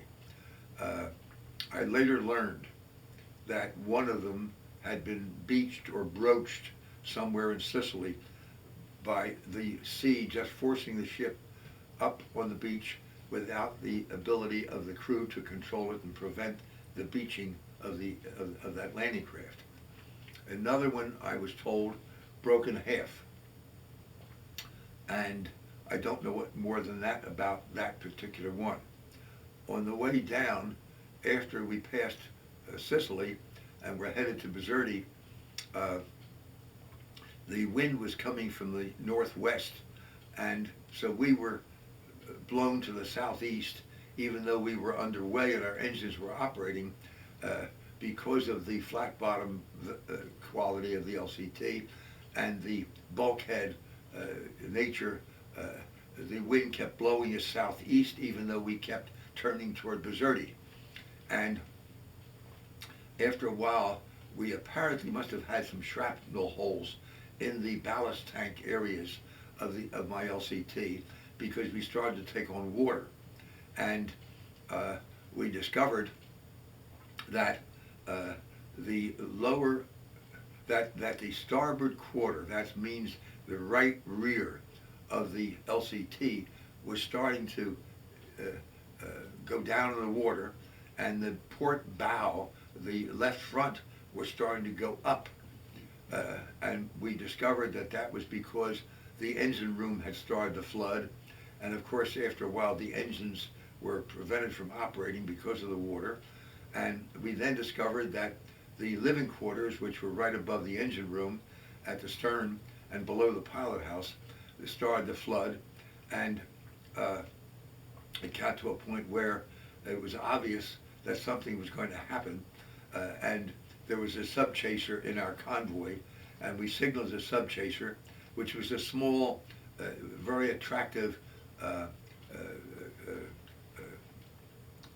boat, about 110 feet long, and it looked like a destroyer, but of course it was much, much smaller. It was that style vessel.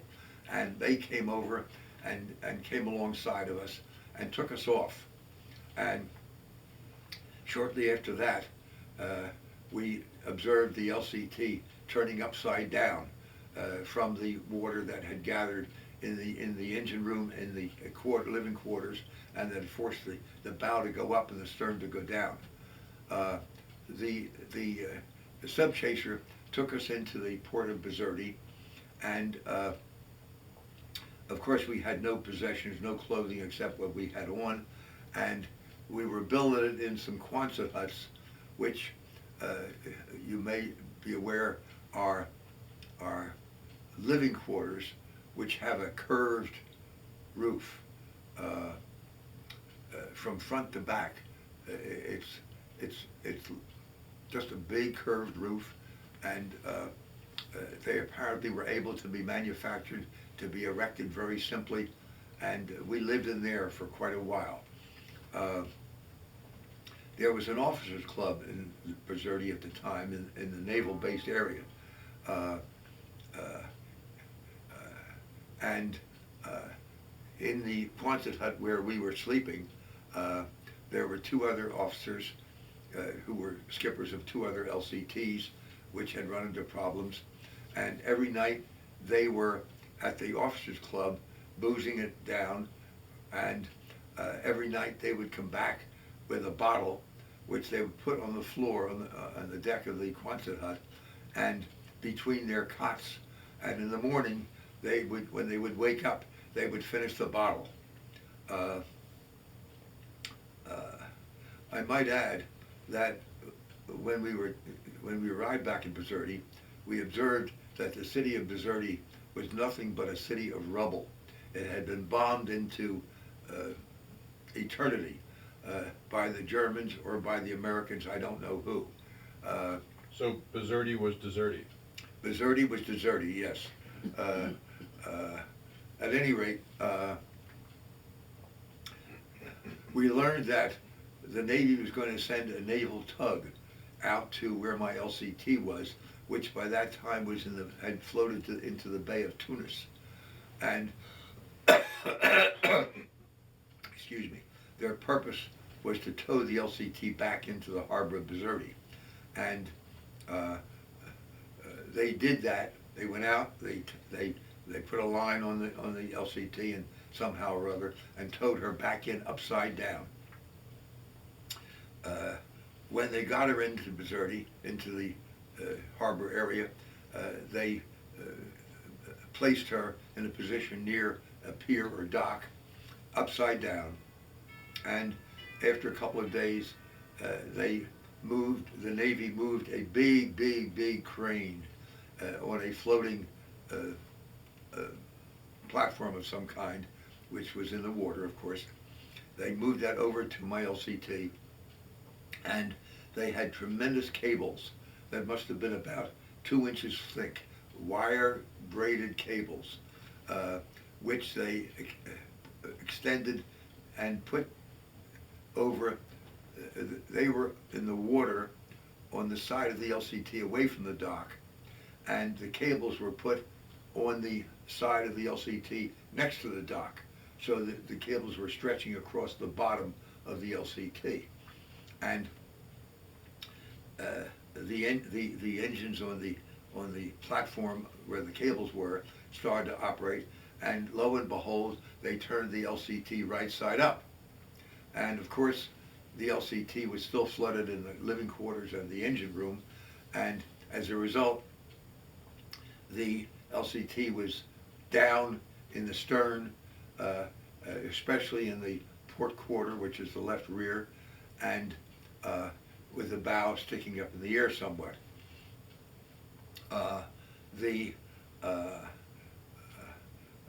There was a hatch, a door or a doorway on the port side of the area where the living quarters were, and that was the only entrance from the open deck into the living quarters below the pilot house. And someone went aboard and opened that door, and a lot of water rushed out, and along with that water rushing out, the only thing that came out were two things, were a slab of bacon and something that belonged to one of my crew members of a very personal nature. It turns out that my crewmen had bought, when we were in New York before we went overseas, they had bought a great volume of these personal items in anticipation of their use overseas. At any rate, ultimately the LCT was pumped out and was repaired and was placed in action again, although we never went aboard her again, because we were assigned to go to England, as I mentioned, and my executive officer became the skipper of the restored LCT. And of course, he then was assigned to make the invasion of southern France, which I gather he did, and I know nothing more than that. We were then assigned to go aboard a ship from Bizerti, sailing west in the Mediterranean through the Strait of Gibraltar, up the Atlantic on the west coast of Europe, and we didn't stop until we got to Wales, where we stopped at a port city called Swansea, Swansea, which was a city of, I guess, a few 100,000 people. It was a significant city. And we were there for a few days, I guess, and during the time we were there, another fellow and I, another skipper from another LCT, and I went ashore, and we went to a restaurant, and we were sitting eating, and we saw a couple of men sitting at another table, and on their plates were what looked like round hamburgers about the size of a baseball. And we asked what these were, and we were told, well, they're Rocky Mountain oysters. Well, I'd never heard of that term. What are Rocky Mountain oysters? It turns out that they were the testicles from a bull, which was apparently a specialty which was served in restaurants in that area. I think back, we did not order them or try them, but I think back now, since in years since then, Lynn and I have become experimental people with food. I would have liked to have tried them, but unfortunately I didn't, and the opportunity never arose again. At any rate, from Swansea, we sailed westward around the Land's End area of the British mainland of England, and we ended up in a southern English port on the British Channel called Plymouth. There we were assigned to LCTs again, and these were what I would call British LCTs. They were a somewhat different style than ours, but they were similar. They were slightly longer. We had a crew at that time of 17, and we trained in those LCTs, and we engaged in imitation landings along the southern coast of England, where there were sandy areas in the western end of the southern coast between Plymouth and Land's End.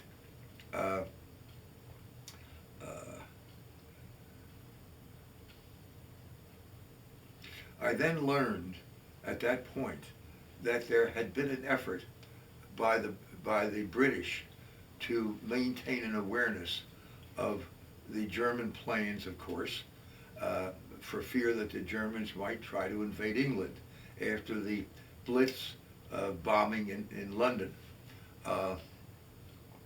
And I learned that apparently at one point there had been an effort by the Germans to actually send a bunch of landing craft and other vessels to across the English Channel from France in an effort to land on the southern shore of England. And that, according to the story, when the British, in anticipation of this, had apparently gathered together on the southern coast area a lot of 50-gallon drums of oil, a lot of them. And when they realized that the Germans were attempting this invasion, when the German vessels were about 10 miles offshore, apparently the British aircraft were flown out over the channel and dropped these 50-gallon drums of oil into the sea with flares, lit the oil, and apparently caused them to burn, and caused the German ships to burn. And that was the way that they prevented the German invasion from landing on the southern coast of England at that time.